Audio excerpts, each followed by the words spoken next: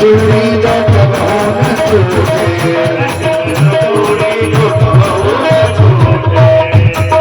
ऐसी पहन चूड़ी जो कबहू न छूटे, ऐसे बरोबर आई जो कबहू न छूटे, मेहंदी के साथ मुझे डाली लगा दो, मेहंदी के साथ मुझे डाली लगा दो, मुझे श्याम सुंदर की दुल्हन बना दो, मुझे श्याम सुंदर की दुल्हन बना दो, मुझे श्याम सुंदर की दुल्हन बना दो, श्याम सुंदर की दुल्हन बना दो, सखियों मेहंदी लगा दो, मेरी सखियों मुझे मेहंदी लगा दो, मुझे श्याम सुंदर की दुल्हन बना दो, मुझे श्याम सुंदर की दुल्हन बना दो।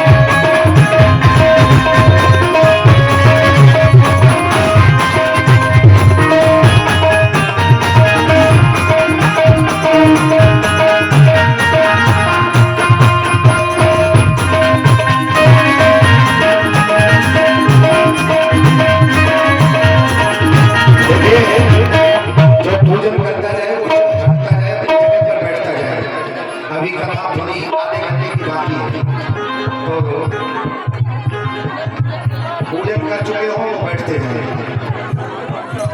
मुझे श्याम सुंदर की दुल्हन बना दो, मुझे श्याम सुंदर की दुल्हन बना दो, मेरी सखियों मुझे मेहंदी लगा दो, मेरी सखियों मुझे मेहंदी लगा दो, मेहंदी लगा के मुझे ऐसा सजा दो, मेहंदी लगा के मुझे ऐसा सजा दो, मुझे श्याम सुंदर की दुल्हन बना दो, मुझे श्याम सुंदर की दुल्हन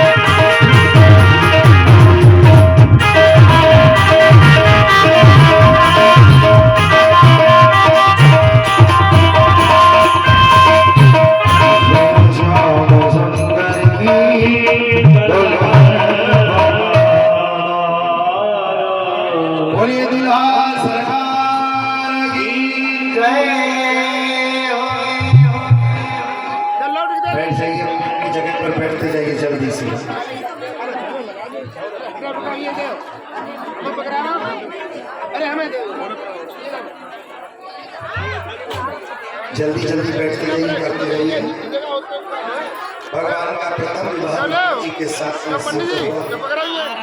दूसरा विवाह होता है मित्र वृंदा के साथ में, तीसरा विवाह होता है सत्य के साथ में, चौथा सत्यवान के साथ में, पांचवा लक्ष्मण के साथ में, जामवंती के साथ में। सभी भक्त अपनी अपनी जगह पर बैठ जाएं। अभी कुछ समय पश्चात सुदामा जी की भव्य दिव्य झांकी आपको दिखाई जाएगी। सभी भक्त अपनी अपनी जगह पर बैठ जाएं। सुदामा जी की झांकी है, बता दो समय, अभी कुछ ही देर बाद आपको आपको भव्य दिव्य सुदामा जी की मनमोहक झांकी आपको दिखाई जाएगी। सभी भक्त अपनी अपनी जगह पे बैठ जाएं।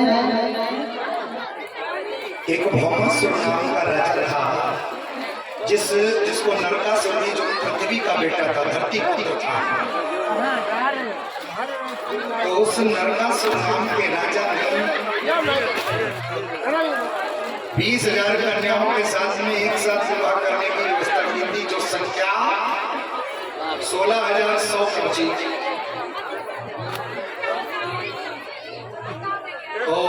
पंडित जी एक पर्स गिर पड़ो ने बोल दियो किसी का पर्स गिर गया है, वो ले ले आकर के।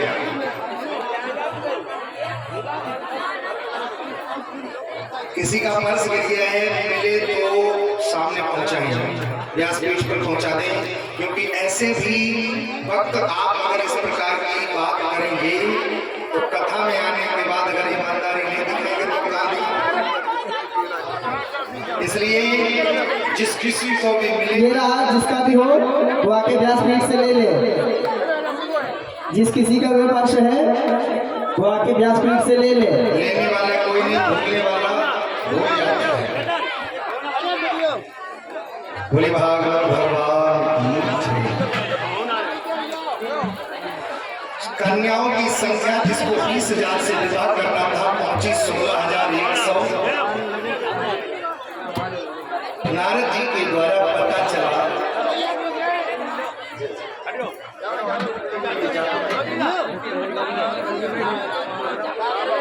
बैठ जाए सभी भक्त अपनी अपनी जगह बैठ जाओ। बैठ के कथा कहानी में बहुत ही सुंदर अमृत भाषण पूज्य व्यास जी के मुखारविंद से सुदामा चरित्र की झांकी और सुमधुर कथा आप लोगों को कुछ ही क्षमा पश्चात से बढ़ कराई जाएगी। आप सभी लोग बैठ जाएं और आवाज को कम करें, शांति के साथ बैठ जाएं। तो संख्या पहुंची 16,100। नारद जी के द्वारा समाचार कृष्ण भगवान को प्राप्त हुआ। भगवान कृष्ण जो कि पृथ्वी की अवतार थी, सत्यभामा को लेकर के भगवान श्री कृष्ण आज प्रागज्योतिषपुर पधारे और बहुत देर तक राजा मोहम्मद सुर से युद्ध करते रहे। पर पृथ्वी ने भगवान श्री कृष्ण से वचन लिया था कि जब तक मेरे बेटे को आप हमारे, जब तक मैं न कहूँ। तो आज पृथ्वी का सती सत्यभामा ने बहुत देर कन्हैया को खेल खिलाते हुए देखा, तो सत्यभामा ने आदेश दिया, महाराज कितनी देर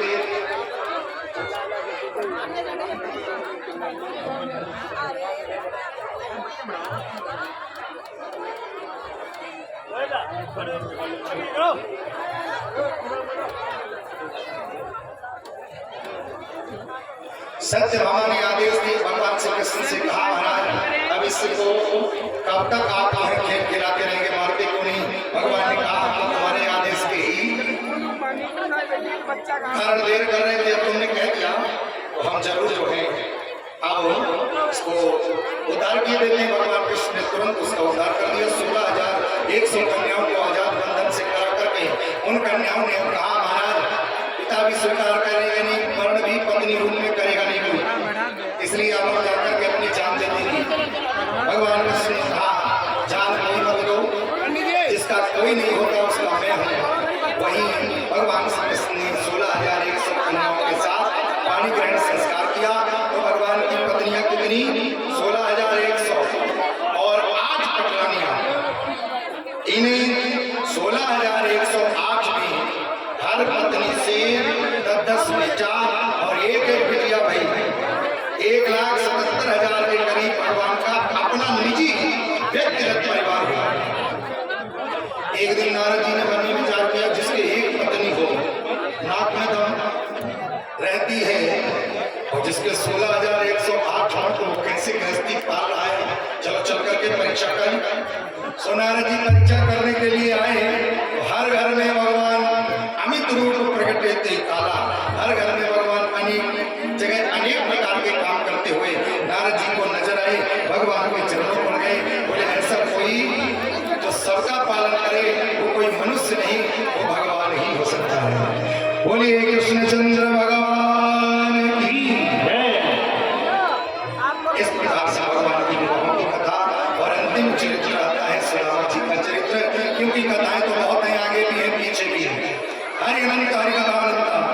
पर 7 दिन के बंधनों में बंधे होने के कारण कोई सूक्ष्म कोई विस्तार से कहनी पड़ती है। आइए बड़े भाव से अब हम लोग सुदामा चरित्र की कथा को श्रवण करें। देखिए सुनिए, ब्राह्मण देवता रुद्र नारायण और अब इनको थोड़ी देर के लिए विश्राम कर देते हैं। 15 मिनट बाद आना। ना ना ना ना इन्हें भेजो नहीं, नहीं समझ क्या कथा कोई ना सुने। हाँ सीताराम थोड़ी देर के लिए रेस्ट करो।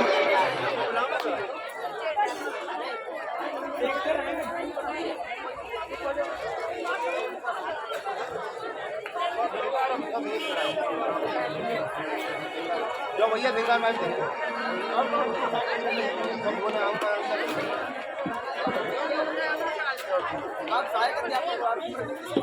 चलिए आप बैठ जाइए। केवल 15 मिनट की कथा, बड़ी भावुक कथा है और उसको सुनिए। उसके बाद में छोटी सी झांकी, झांकी के बाद में आरती। आइए जिनको आनंद लेना है भगवान के विवाह की तो बड़े भाव से एक बार खड़े होकर के और उसके बाद में सुदामा चरित्र की भावुक कथा। उस बांसुरी वाले की नीले घोड़े वाले की। हमारे देवेंद्र भैया से देवेंद्र जी, देवेंद्र भाई भजन चले उतने बीच में उस बांसुरी वाले की नीले घोड़े वाले की गोदी में सो जाओ। और जिनको कन्हैया के विवाह की खुशी हो जिनको आनंद के साथ में ताली बजाएं और जिनको कंस के मरवे को दुख हो मुंह बनाए के बैठे उस बांसुरी मेरा जी करता है शाम के भजनों में खो जाओ। मेरा जी करता है शाम के भजनों में खो जाओ।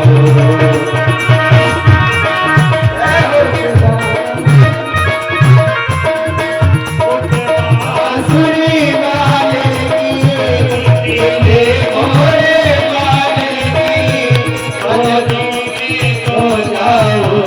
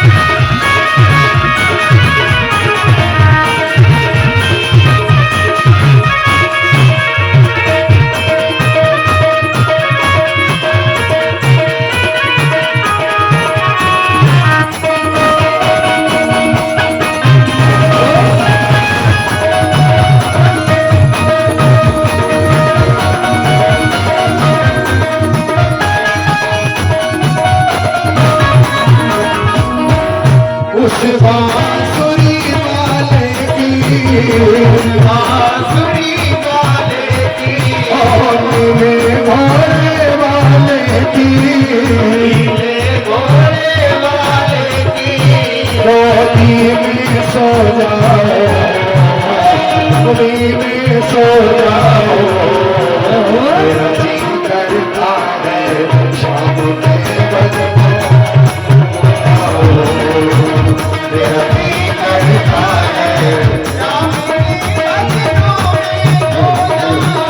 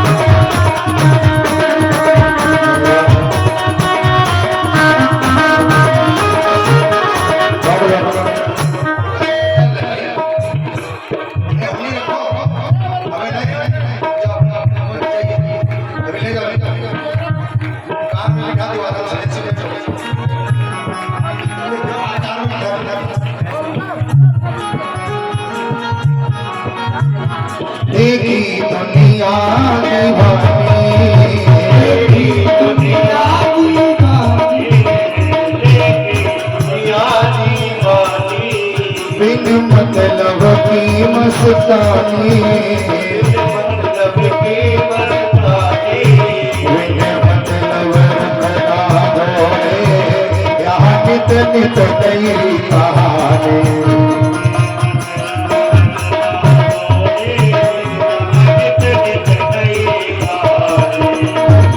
किसी को छोड़ो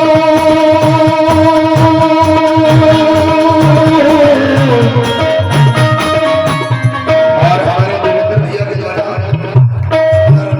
मुद्राओं की माला और हमारे अंबेडकर के लिए उनके वस्त्र पहना करके इन्होंने व्यास सुशोभित की भगवान इन्हें भी ऐसा सजाए ऐसे ही हमेशा ऐसे जितना रहे और ये भी ऐसे ही करते रहे ऐसा व्यास से ऐसे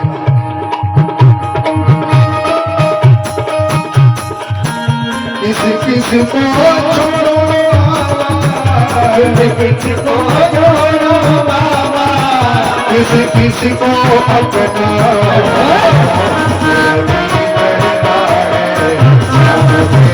भजनों की मेरा जी लगता है रात के भजनों में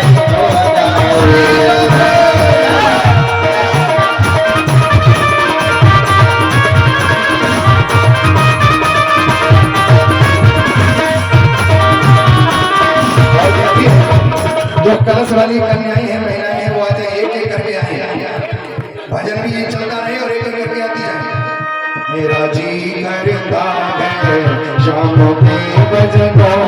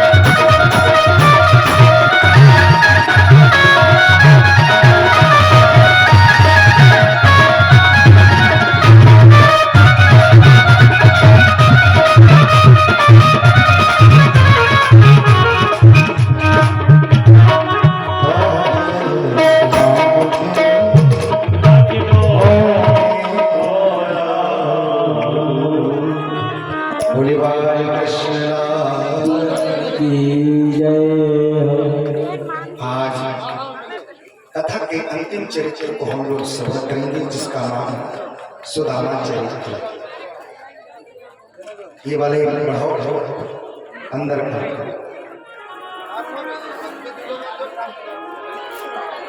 कृष्णस्यासीत् सखा कश्चित् ब्राह्मणो ब्रह्मविद्तमः विरक्त इन्द्रियार्थेषु प्रशान्तात्मा जितेन्द्रियः। भागवत में वैसे तो सुदामा जी का नाम नहीं आया पर ऐसा लिखा है कृष्णस्यासीत् सखा कश्चित्। भगवान श्री कृष्ण के मित्र थे और सबसे प्यारे मित्रों की गणना अगर आती है किसी की तो सुदामा जी और इन्हीं के लिए ये इंगित किया गया। पर हम लोग कहते हैं सुदामा जी के लिए कि सुदामा जी दरिद्र थे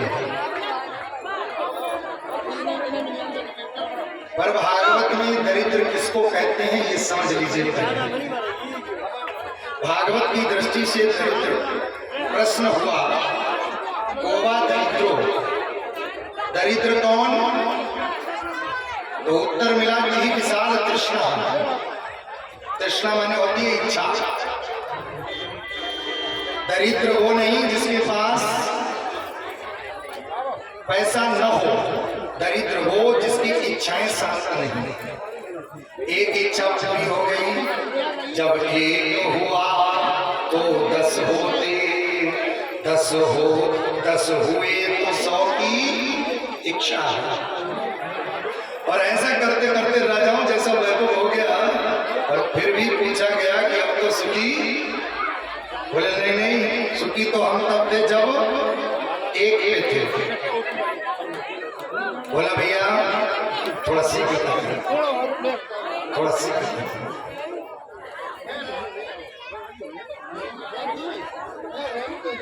तो महाराज सुदामा जी के लिए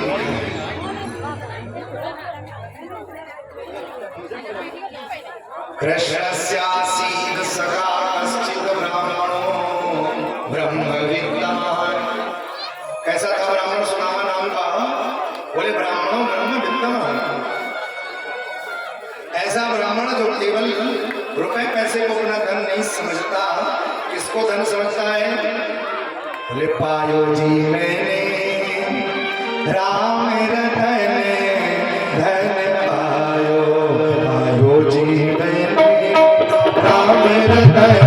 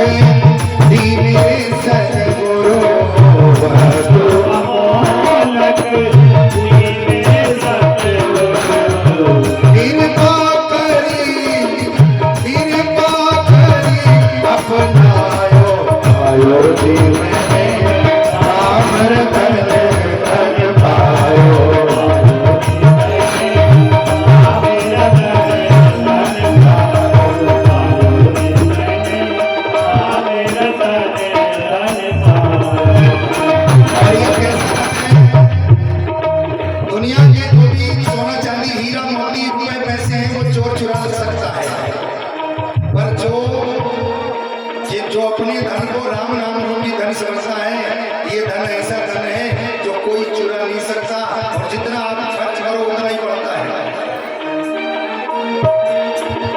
खर्चे न कोई चोर न ले, खर्चे न कोई चोर न ले, खर्चे न कोई चोर न ले,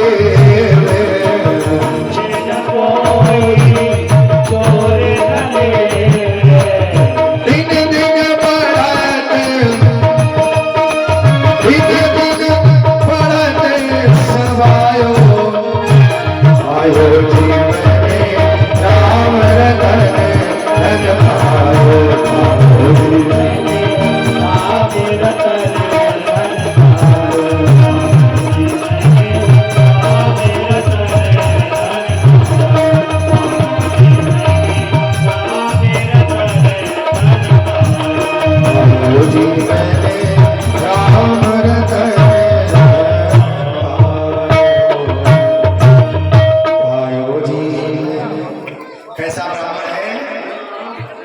ब्राह्मणों ब्रह्मविद्वान्। भगवान को ही जो अपना धन समझता है, भगवान के नाम को ही जो अपना धन समझता है, ऐसा ब्राह्मण है। पर सुदामा जी के लिए जो भागवत में विशेषण लगा भैया, वो नारायण से ऊपर भी लगाया है।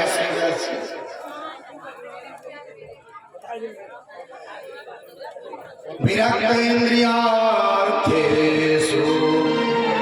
इंद्रियों में इतना वैराग्य भर रखा है कि इस बाहरी किसी चीज की कोई इच्छा नहीं। प्रशांतात्मा जितेंद्रिय। भगवान नारायण के लिए हम क्या प्रयोग करते हैं भैया बताओ? शांताकारम। पर सुदामा के लिए नारायण से भी ऊपर विशेष है। नारायण केवल शांत हैं, पर सुदामा प्रशांत है। परम शांत, परम शांत। नारायण के लिए शांताकार, नारायण शांत है, पर सुदामा जी की इंद्रियां परम शांत। ऐसा परम शांत ब्राह्मण कौन? बोले सुदामा। सुदामा जी के 4 बच्चे हैं।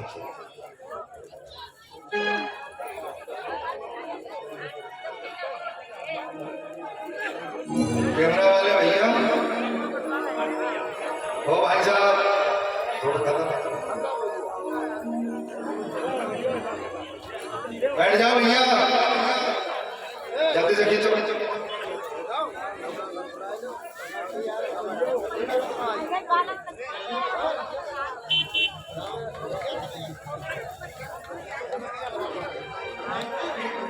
अर्जुन देव जी, अर्जुन साहब, अब साफ करके बैठा बैठ जाओ भाई। देवेंद्र भैया, देवेंद्र भैया, थोड़ी देर के लिए बैठ जाओ, थोड़ा साथ कर लो बस, केवल 15 मिनट लेके बस कर दो।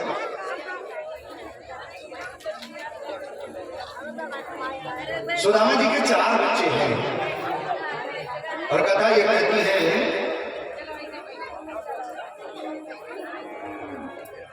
कथा ये कहती है कि 4 दिन हो गए तो 4 दिन से सुदामा के बच्चों को भोजन नहीं मिला।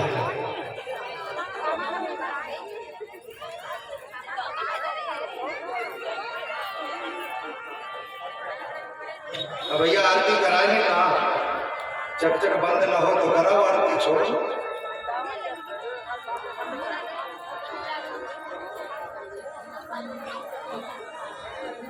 सुदामा जी के 4 बच्चे हैं। 4 दिन हो गए, 4 बच्चों को एक अन्न का दाना पेट में नहीं गया। एक दिन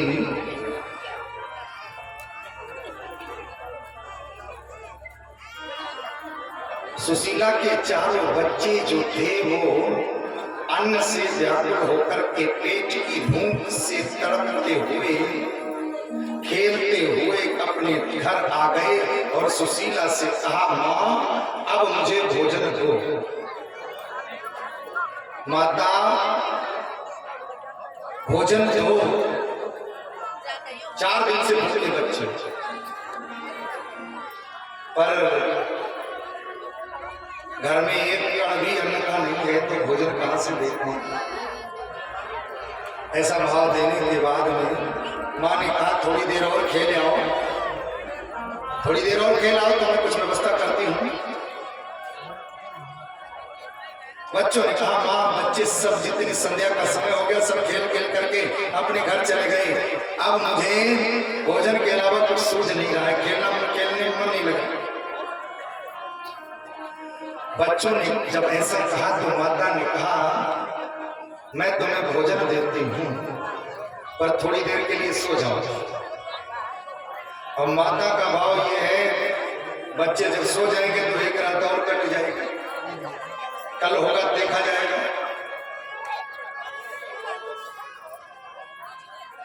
माता ने बच्चों को सुलाने के लिए कहा।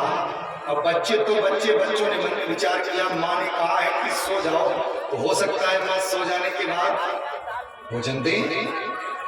तो नींद, जिसके पेट में अन्न नहीं उसे नींद कैसे आवे, पर नींद का बहाना कर रहे हैं क्योंकि माँ ने कहा है कि सो जाओ तब भोजन देंगे। तो बच्चे सोने का बहाना करते हैं, सोने का बहाना करते हैं बच्चे। कुछ बच्चे जिनकी आंख लगी नहीं वो आवाज लगाते हैं, माँ मैं आऊं, भोजन बन गया, माँ आऊं, भोजन बन गया। 4 दिन से भूखे बच्चों के पेट का दर्द जब माता से बर्दाश्त नहीं हुआ, अपने पति सुदामा के चरणों में जाकर के शीश को पटक देती है, महाराज अब मुझे मेरे बच्चों के पेट का दर्द बर्दाश्त नहीं हो रहा, मेरे धैर्य का पुल अब टूट रहा है, आप कुछ कहते क्यों नहीं महाराज? क्या करूं, क्या करूं? तो ये मैं नहीं बता सकता, ये वार्तालाप हो ही रहा था कि एक महात्मा मांगने के लिए आ गया।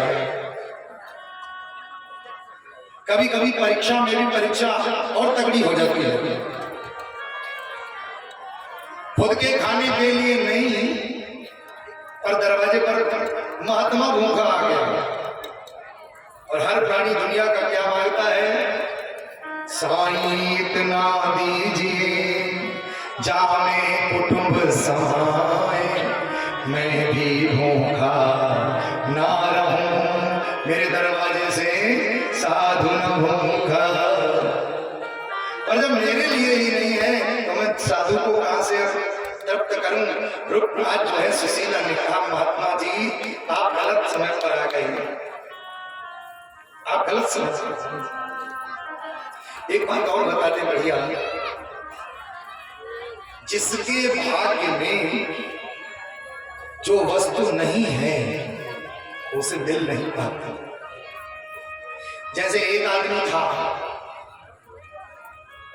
तो एक लोटा लिया उसने, और वो लोटा लेकर के सबसे पहले गड्ढे के पास में गया जल भरने के लिए।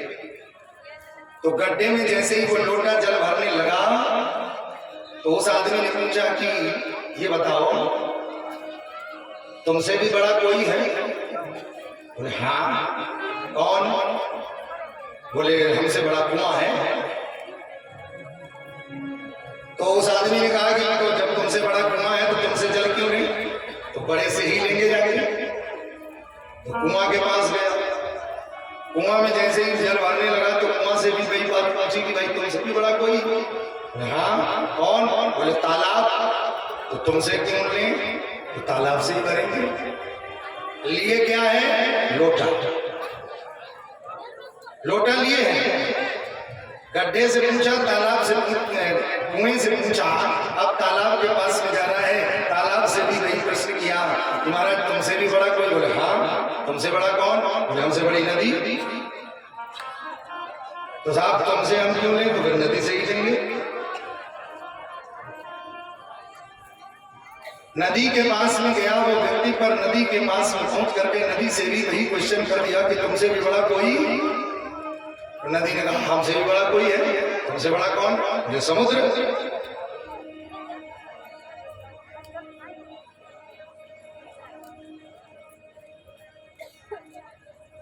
लोटा हाथ में लेकर के, भाग्य का लोटा हाथ में लेकर के आप चाहे गड्ढे के पास में जाओ, चाहे कुएं के पास में जाओ, चाहे तालाब के पास में जाओ, चाहे नदी के पास में जाओ, और चाहे समुद्र के पास में जाओ, लेकिन भाग्य का लोटा तो उतना ही है, ले तो उतना ही पाओगे भैया।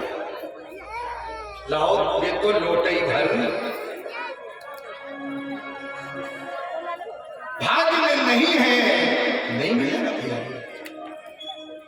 एक दिन लक्ष्मी जी ने नारायण से सुदामा की दशा को देख करके कह दिया, महाराज दिन भर कृष्ण कृष्ण जपता है, दिन भर कृष्ण कृष्ण जपता है, ये ब्राह्मण कुछ देते क्यों नहीं? नारायण ने कहा इसके भाग्य में नहीं है अभी, मैं देता भी हूं तब भी इसके भाग्य में नहीं पहुंचेगा। ऐसे बोले तुम अगर कहती हो तो लो दे के भी देख लेता हूं। बोले ये रुपया पैसा तो लेगा नहीं, भूखा रहता है, तो लाओ इसके लिए भोजन की व्यवस्था कर। तो ब्राह्मण सुदामा के लिए नारायण ने माया का भंडारा लगवा दिया, और उधर से सुदामा निकल रहे थे, भंडारे को देख कर भी उधर नहीं गए, यद्यपि भूखे हैं, ऐसा स्वाभिमान है ब्राह्मण, फिर भी भंडारे की ओर नहीं देखे। माया के जो सैनिक थे उन्होंने ब्राह्मण देवता को देखने के बाद भी कहा, ब्राह्मण देवता आइए भोजन पा लीजिए। सुदामा जी ने कहा मेरा परिवार मेरे भरोसे है, और मैं मेरे परिवार को भूखा रख करके स्वयं कैसे भोजन पा सकता हूं? तो माया के उन सैनिकों ने कहा कि आप अपने घर लिए जाओ, और आप भी खाना परिवार को भी खिलाना। लेकिन हाय रे किस्मत, सुदामा जी जैसे ही पत्तल में लेकर के अपने परिवार के लिए भोजन चले, ठोकर लग गई तो पूरी पत्तल फैल गई। नारायण ने कहा लो, तुम कहती हो देते नहीं, पर इसके तो भाग्य में ही कैसे तुम।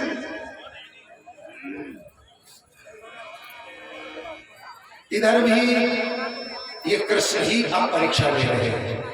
सुदामा भगवान कृष्ण एक साधु का वेश बनाए, दरवाजे पर आए, भिक्षाम ने ही कुछ हो तो मिले।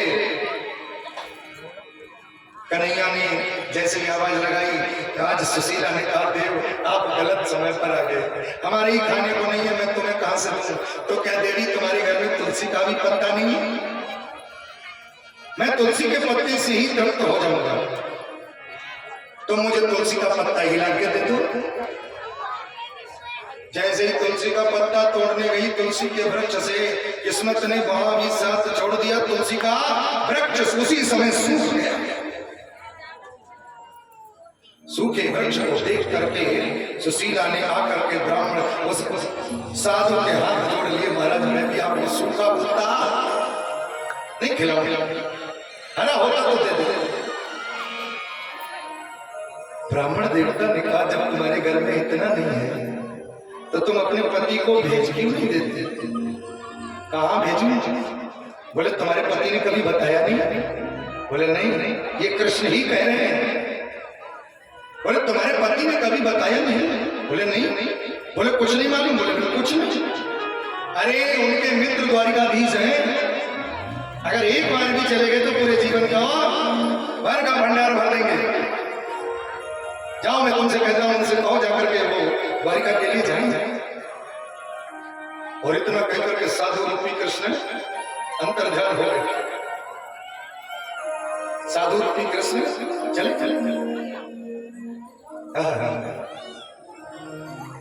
ये कृष्ण इसलिए साधु वेश में आकर के सुदामा जी को निमंत्रण दिए। तो एक बार कृष्ण ने सुदामा से कहा कभी भैया जरूरत पड़े, मेरी याद आए तो कभी द्वारिका आना। सुदामा जैसे स्वाभिमानी ब्राह्मण ने कहा कृष्ण जब तक तुम मेरे दरवाजे पर आकर के मुझे निमंत्रित नहीं करोगे तब तक मैं द्वारिका नहीं करूंगा।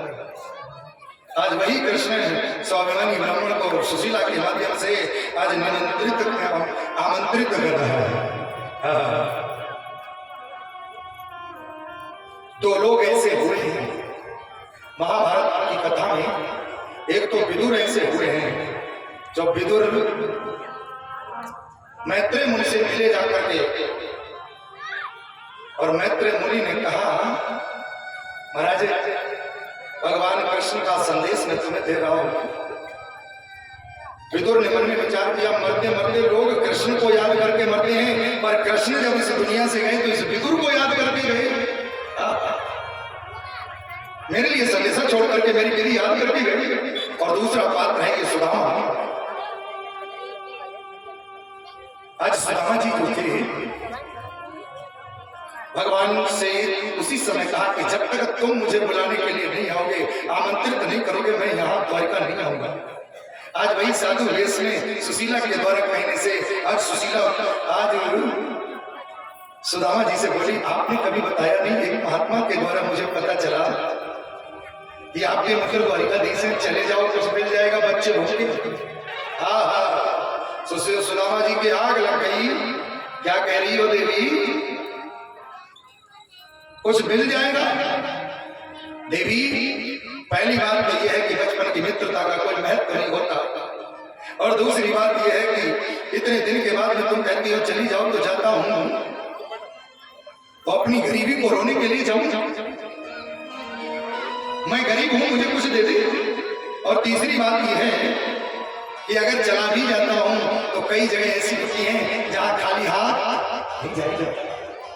भगवान के यहाँ देव दरबार में, मित्र के यहाँ ससुराल में, ये कई जगह ऐसी होती है जहां खाली हाथ नहीं जाते।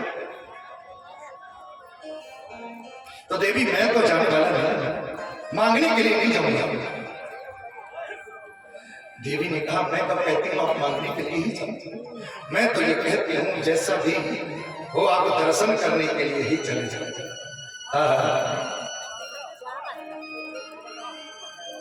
दर्शन करने के लिए भी चले जाओ। सुदामा जी ने मन बनाया। सुशीला देवी ने कहा महाराज आप मन बनाओ, मैं नहीं कहती आप मांगने के लिए जाओ, पर आपकी इच्छा है अगर दर्शन करने की तो आप दर्शन के लिए ही चले जाओ।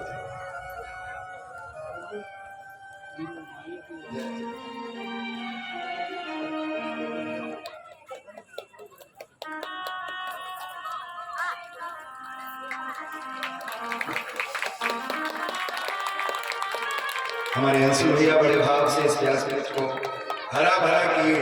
हरा रंग जो है समृद्धि का प्रतीक होता है। हमारे यहाँ जितने भी रंग हैं राम सेवक जी, हर रंग की अपनी अपनी विशेषता है। लाल रंग ध्वजा का प्रतीक है, धर्म का प्रतीक है। पीला रंग तेज का प्रतीक है। सफेद रंग शांति का प्रतीक है। हरा रंग समृद्धि का प्रतीक है। और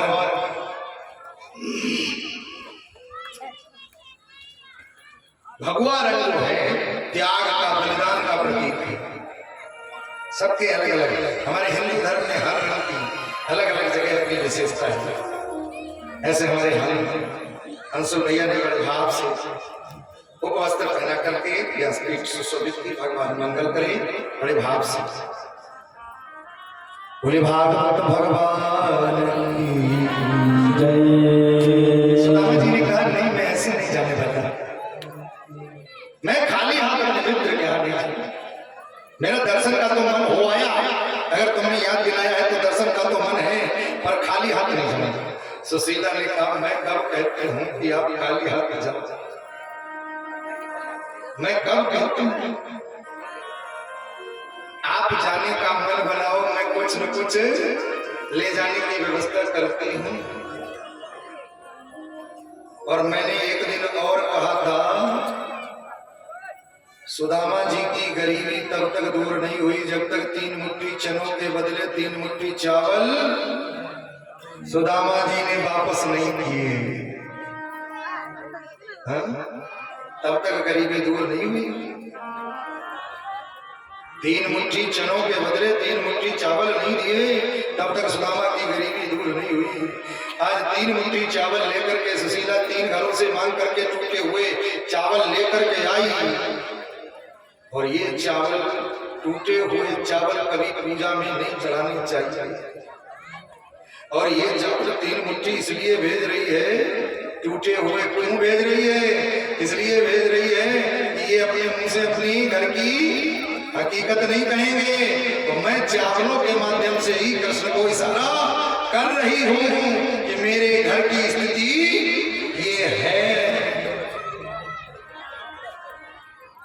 टूटे हुए चावल 3 मुट्ठी आज कृष्ण के लिए सुशीला ने एक कपड़े में बांध करके दे दिए। सुदामा जी लेकर के चल दिए, लेकर के चल दिए। भगवान कृष्ण का नाम उच्चारण करते हुए चल चल। गोपाल मुरलिया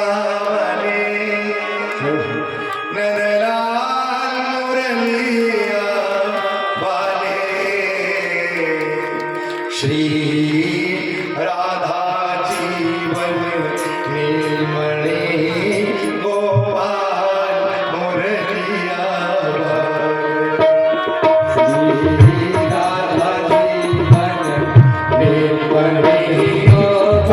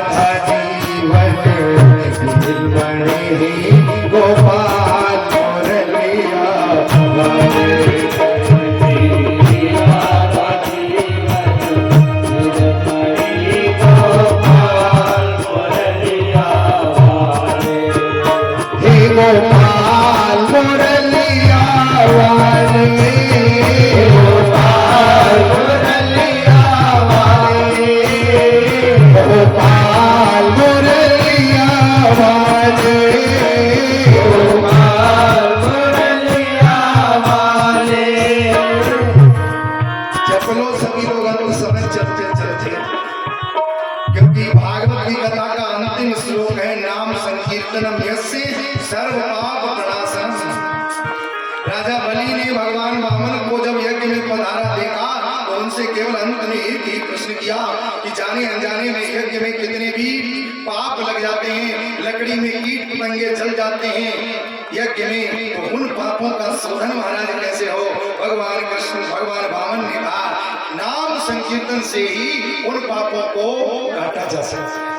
इसलिए राधा जीवन गोपाल मुरलिया वाले।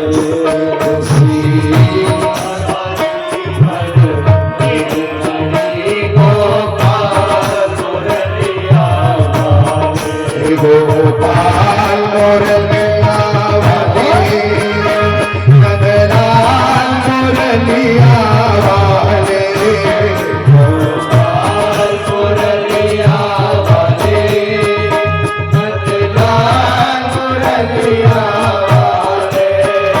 श्री राधा जीवन प्रेम रे गोपाल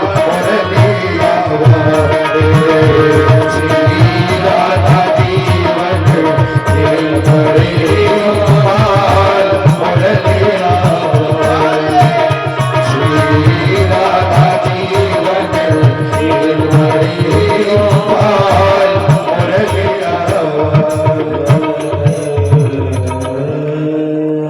सुदामा जी अपनी तंदुल की कोठरी लेकर के कान में दबा करके आज एक जगह पारिश्रमिक होकर के लेट गए और सो गए और कृष्ण से कह दिया कि अब तुम्हारी खूब गर्ज पड़े तो अब हम यहाँ से हिलने वाले नहीं। अब हमें यहाँ से तुम अपनी नगरी उठाना चाहते हो, बुलाना चाहते हो तो तुम जाओ, हम तो सोते। और भगवान का कहना ये है भागवत में, जब तू आवे एक पग मैं आऊं पग, जितने कदम तू चले उतने कदम मैं चलता हूं। एक भक्त ने भगवान से पूछा जब जितने कदम मैं चलूं उतने कदम तुम चलो तो हमें तुम में अंतर। तो भगवान ने कहा बिल्कुल अंतर, तुम्हारे कदम और मेरे कदम में अंतर है। और अगर तुम्हें जानकारी लेनी है, पूछना है तो मेरे कदम को राजा बलि से पूछो। मेरा एक एक डग एक एक लोक को नापता है। मेरो कदम बढ़ाई दो राजा बलि से पूछ। आज सुदामा जी सो गए, भगवान ने वहां से उठा करके और वहां से उठा करके द्वारिका के गेट पर रख दिया। प्रातः काल हुआ, सुदामा जी जागे, पहरेदार को देख करके पहरेदार से पूछा महाराज यहाँ पर हमारे मित्र कृष्ण को जानते हो? पहरेदार बड़ा चक्कर में, एक तो तुम फटी हालत जर्जर अवस्था वाले हमारे द्वारिकाधीश कैसे तुम्हारे मित्र हो सकते हैं? नहीं भैया वो मेरे मित्र हैं, अगर तुम उनको जानते हो तो जाकर उनसे कह दो उनका मित्र है। पहरेदार ने कहा रुक जाओ, हम पहले आज्ञा ले आए उसके बाद में हम तुम्हें भेज देंगे। आज्ञा लेने के लिए गया वो सैनिक, तो भगवान कृष्ण के पास पहुंचा। अब उसने अपने शब्दों में कैसे कहा, ध्यान देकर के सुनो। शीश पगान जगातन में प्रभु प्रभु जाने को आगे बसे ग्राम। धोती फटी से लगी दुपटी और पाए पर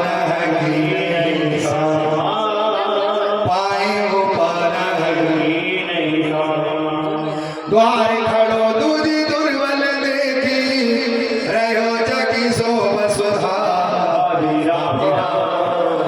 पूछत इतना संकोच करके अब रुक गया। कैसे कहें कि उसका नाम आपका मित्र को बता रहा है, उसका नाम ये है, कैसे कहूँगा? पूछत दीन दयाल खुदा। अरे भाई आगे बोलो। पूछे धीरे गया। अब वो पहरेदार बड़ा संकोच में कि आगे हम कैसे गए, तो 3-4 बार वो पीछे वाली लाइन दोहराता। पूछे धीरे गया, आगे आगे आगे बोलो। पूछे धीरे दयाल को धाम। अरे भैया बोलो तुझसे, आपसे नहीं कह रहे हैं, वो पहरेदार से कन्हैया कह रहे हैं। पूछे धीरे दयाल को धाम। और अंत में जब कृष्ण ने कई बार कहा तो अंत में उसको कहना पड़ा, पूछे धीरे दयाल को धाम। बताओ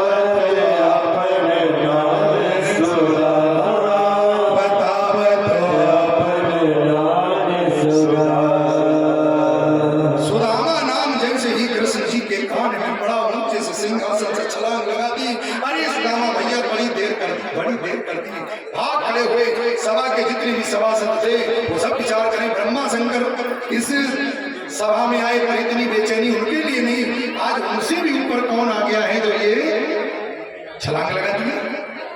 आगे आगे कृष्ण पीछे पीछे पूरी की पूरी सुधर्मा नाम की सभा जा करके देखा तो जर्जर स्थिति वाला भक्त सुदामा खड़ा है। भगवान कृष्ण ने उसको गले से लगा लिया, आज लाकर के सिंहासन पर बिठाया।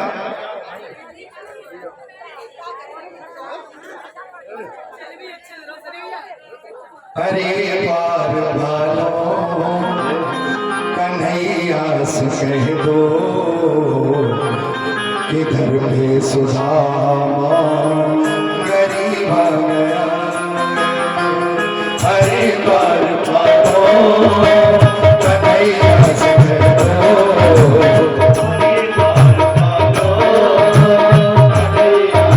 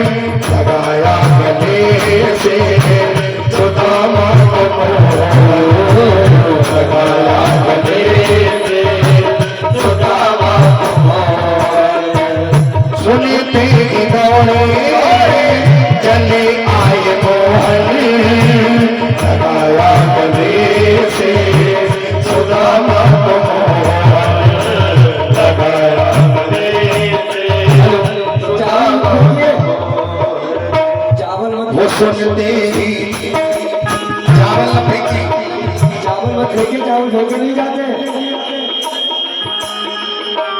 सुनते ही दौड़े चले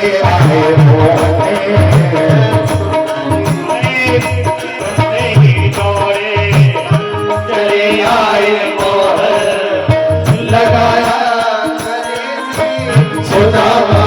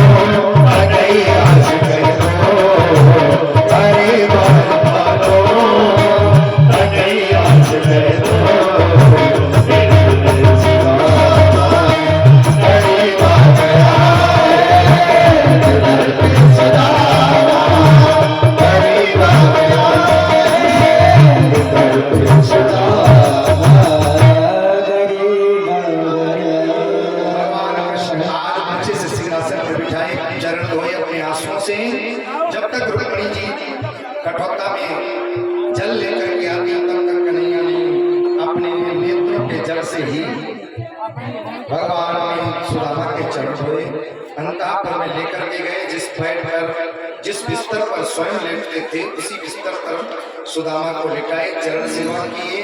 और चरण सेवा करते करते सुदामा से पूछा, भैया ये बताओ विवाह किया? सुदामा जी को बड़ा अजीब लगा। इस दशा को अभी देख करके और कुछ इनको पूछने को रही नहीं गया। अरे भाई हाल चाल पूछते हैं, भैया कैसी लग रही? ये कुछ नहीं पूछा दशा देखने के बाद, ये पूछा विवाह। बोले भैया यही पूछने को रह गया? बोले ये इसलिए पूछा कि तुम बचपन में कहते थे कि मैं तो बाबा हो जाऊंगा, तो मैंने सोचा कि शायद बाबा ही हो गए हो। भैया विवाह किया? बोले हाँ। तेरी भाभी का नाम सुशीला? बोले मेरी भाभी का नाम सुशीला, मेरी भाभी भी है। बोले हाँ। तो मेरी भाभी ने मेरे खाने के लिए जरूर कुछ न कुछ भेजा होगा। अब पोटली लगी थी और कस के दवाई, सुदामा जी ने जैसे ही कस के दवाई कन्हैया बोले पैर में दर्द ठीक कर दिया। अब लो हाथ और दबा, हाथ दबाते दबाते दबाते दबाते वही कांख से निकाली पोटली। बोले भैया अबे भी चोरी की आदत नहीं ना तुम्हारी? बोले चोर के मित्र तो चोरी हो गए, वो अलग बात है, कोई मानव चोर तो कोई चना चोर। भगवान कृष्ण ने 3 मुट्ठी चनों को चावला था। तो पहली मुट्ठी बोले 1 लोक दिया, दूसरी मुट्ठी चाबी 2 लोक दिए, तीसरी मुट्ठी चावने के लिए जा रहे थे, रुक्मिणी ने रोक लिया। महाराज आप क्या स्वयं सुदामा होना चाहते हो? भगवान कृष्ण ने कहा ले जाओ ये तीसरी मुट्ठी चावल हमारे पूरे परिकर को, इस विलक्षण भक्त का प्रसाद। भगवान का प्रसाद सब खाते हैं, लेकिन आज भगवान भक्त के प्रसाद को पूरे परिवार में बंटवाए हैं। सबको प्रसाद बांटा गया। प्रसाद लिया, सुदामा जी कई दिन रुके, भगवान की जितनी भी परिणीता थी उन सबको आशीर्वाद दिया। और आशीर्वाद देने के बाद में एक दिन सुदामा जी चलने को तैयार हुए। ये काहे को भीड़ लगी? 5 मिनट और रुक जाओ भाई, 5 मिनट रुक जाओ।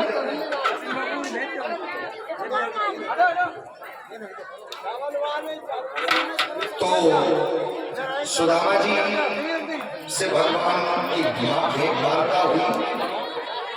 सुदामा जी ने कहा भैया आप चलना चाहते हैं?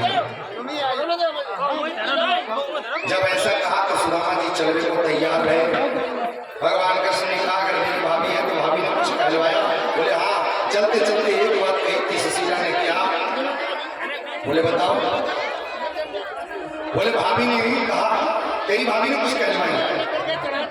1 मास सोए पाख में 2 एकादशी होए, मेरे घर गोपाल जू नित एकादशी हो।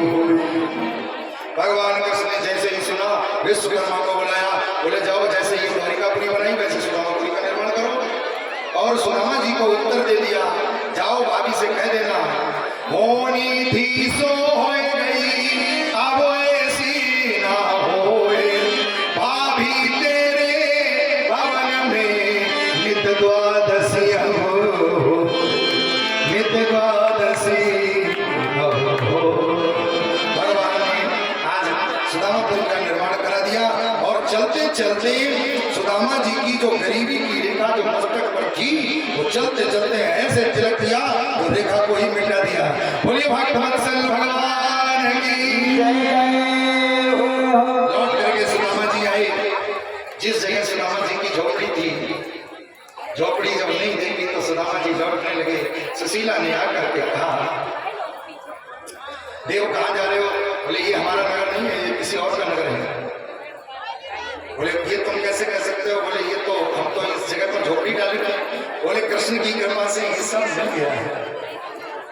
और ऐसा जब सुना तो सुदामा जी भगवान को प्रणाम किए और बड़ी आनंद के साथ अपने जीवन का निर्वहन करने लगे। केवल 5 मिनट के लिए बैठ जाइए, बस 5 मिनट, बस आरती करा, 2 आशीष वचन कह दूं, उसके बाद में परीक्षित जी का मोक्ष करा दूं, बस ये जरूर सुन लीजिए। बोले भागवत भगवान की जय। इस प्रकार से 7 दिन की कथा को श्रवण कराया। कथाएं तो बहुत है, हरि अनंत हरि कथा अनंता, पर 7 दिन में भागवत का पूरा करना बहुत मुश्किल काम है।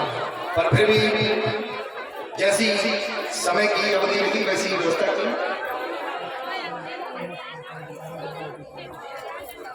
100 रुपए हमारे भैया कनिष्ठ राठौर के माध्यम से प्राप्त हुए हैं। भगवान मंगल करें।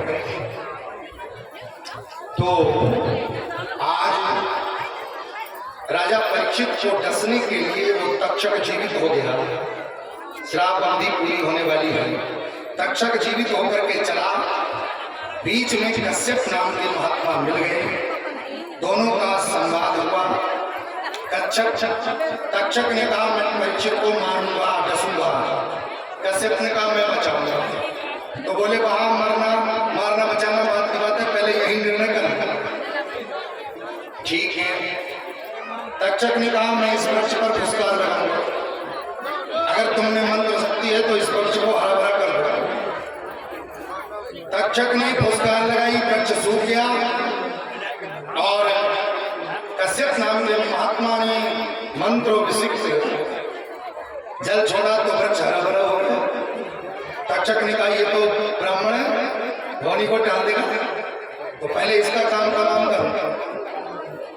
तो महाराज आज जो है इस महात्मा को ये श्राप था कि तुम्हारे पेट में जब घाव हो जाएगा, हाथ नहीं पहुंचेगा, वहीं पर तुम्हारा प्राण हो जाएगा। जहां हाथ पहुंच जाएगा वहां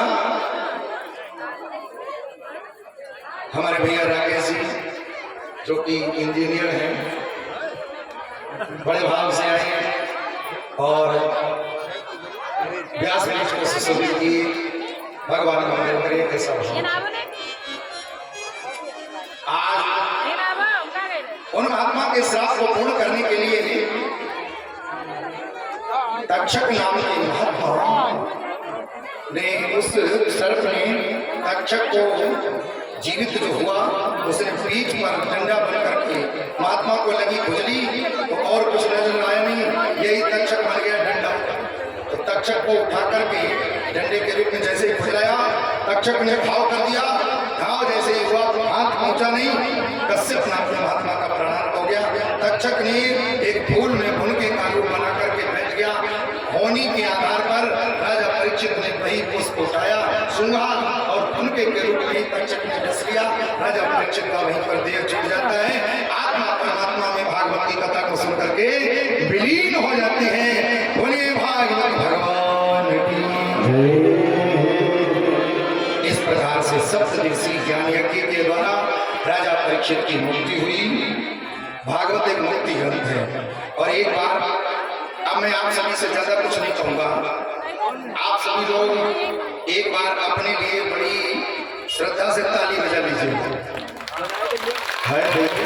अपने लिए ताली बजे तो ऐसे और दूसरे के लिए बजे तो पिट पिट। तो भेद कर रहे हो आप। ये तालियां इसलिए आपसे बजवाई, हम भी हों, ये भी हो, साउंड भी हो, सब कुछ हो, पर आप लोग न हो, हम सब बेकार हैं। इसलिए आप लोग इस कथा की शोभा हैं। इसलिए सबसे पहले धन्यवाद के पात्र अगर कोई है तो आप लोग हैं। एक बार और गले बजा ले दोबारा मेरे पहले से। हाँ,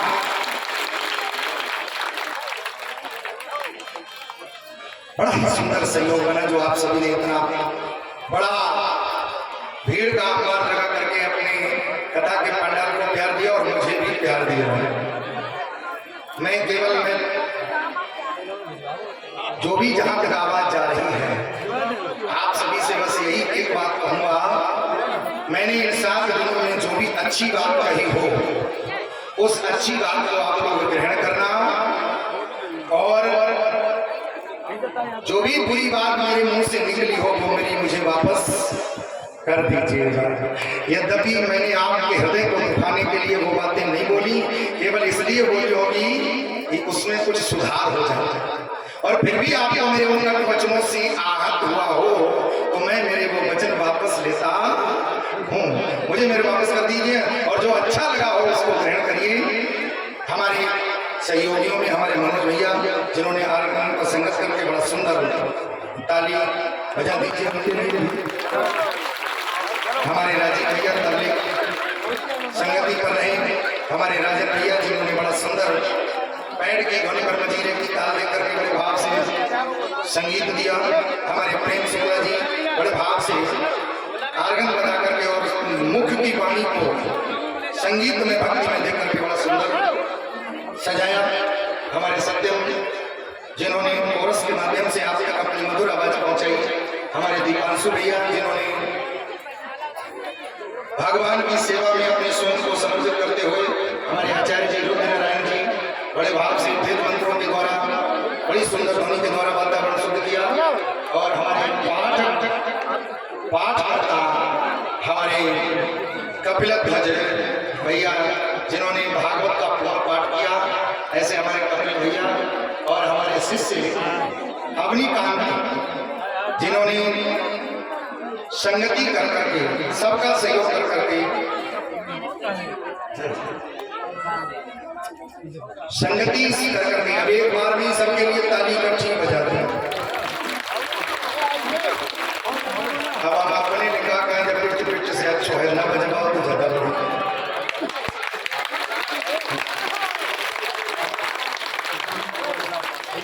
मैं हमारा स्थान यहाँ पांचाल घाट पर भी है, आश्रम वृंदावन में भी है, आप सभी के पास में भी एक कार्ड पहुंच रहा है, तो इस पर पता है कभी भी किसी प्रकार की आवश्यकता पड़े तो मुझे याद कर सकते हैं।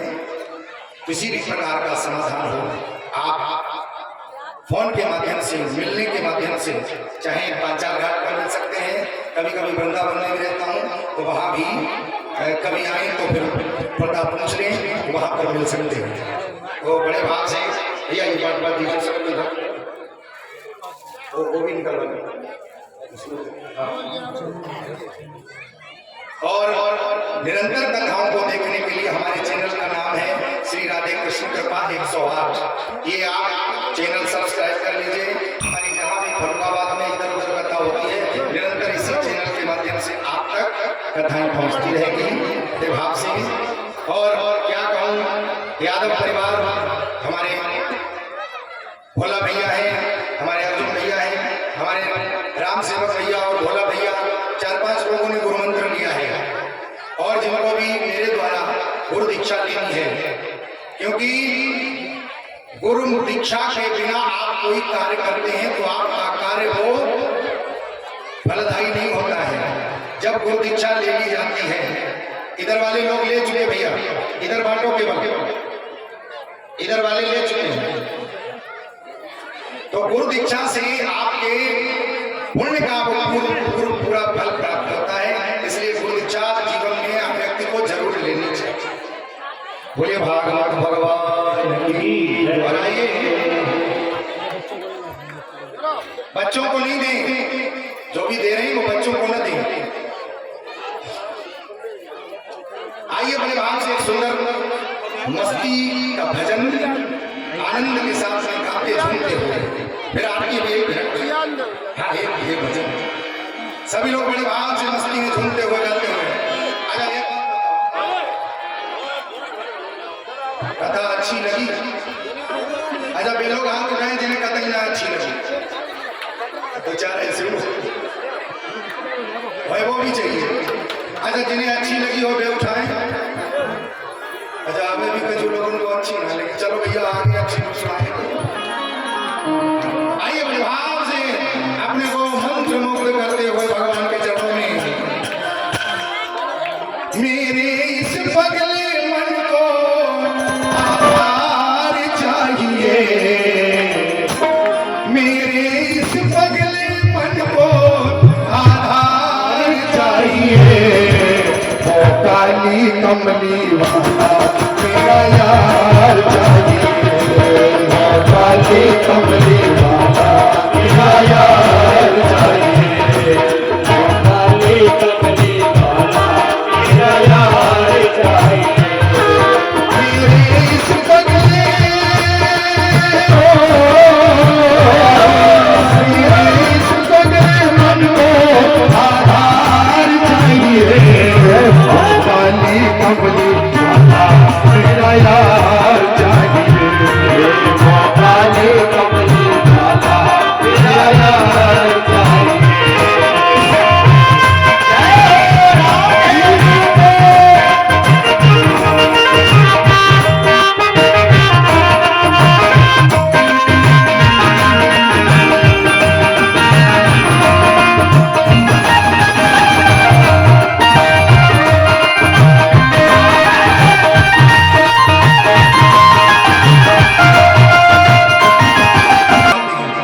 सोनी है गोकुल नगरिया आजा आजा सवरिया सोनी है गोकुल नगरिया आजा आजा सवरिया सोनी है गोकुल नगरिया आजा आजा सवरिया सोनी है गोकुल नगरिया आजा आजा सवरिया ओ आजा आजा सवरिया आजा सवरिया आजा सवरिया आजा आजा सवरिया आजा आजा सवरिया आजा आजा सवरिया आजा सवरिया आजा आजा सवरिया सोनी है हमें लगा कि पीछे वाले को बुलावा ना चाहे अगर बुलावा चाहे तो ताली ऊंची ऊंची करके आने वाले सोनी है गोकुल नगरिया आजा आजा सवरिया सोनी है गोकुल नगरिया आजा आजा सवरिया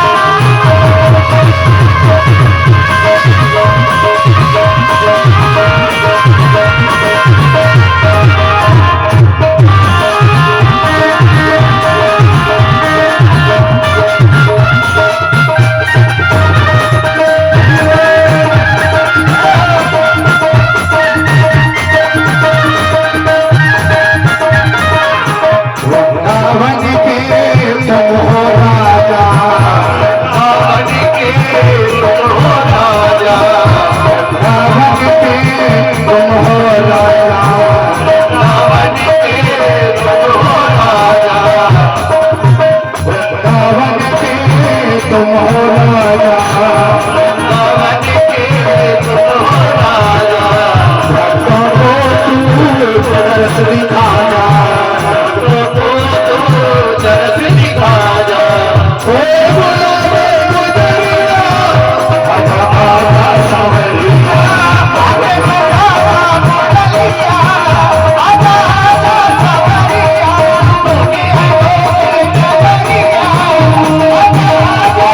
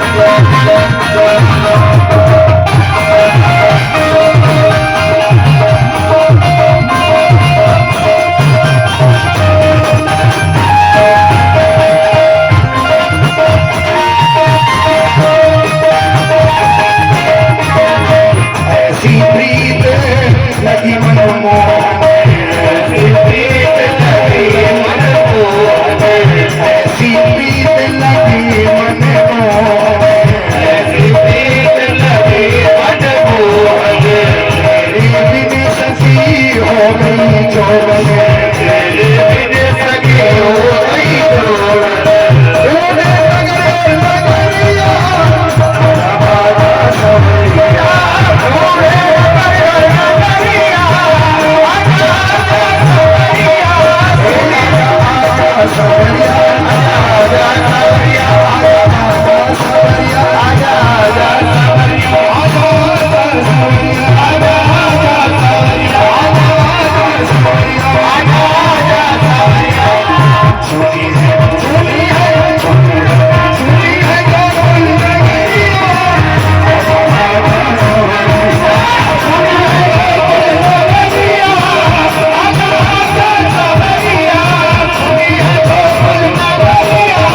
Oh,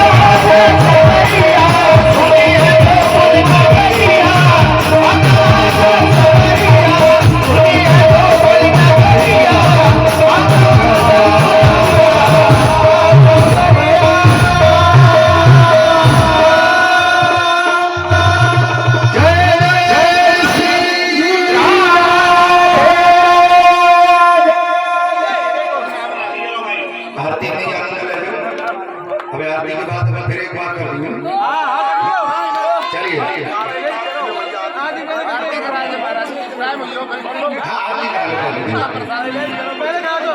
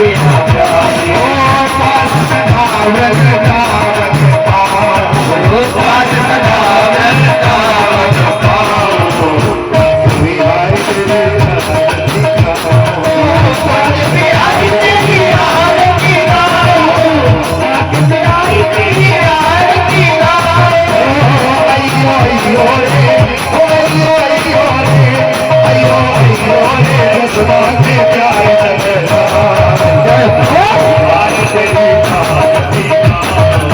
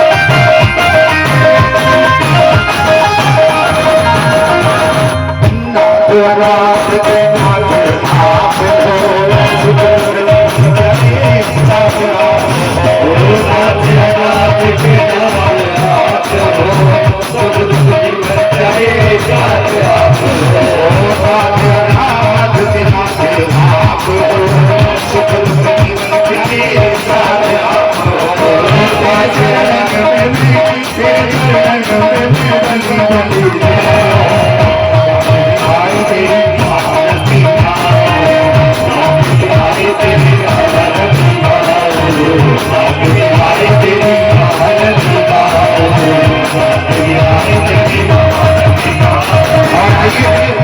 बड़े भाव से अपने ऊंचे ऊंचे हाथ करते हुए बरसाने वाली को याद करते अपने को समर्पित करते हुए हम हाथ उठा कर कहते हैं हम कहते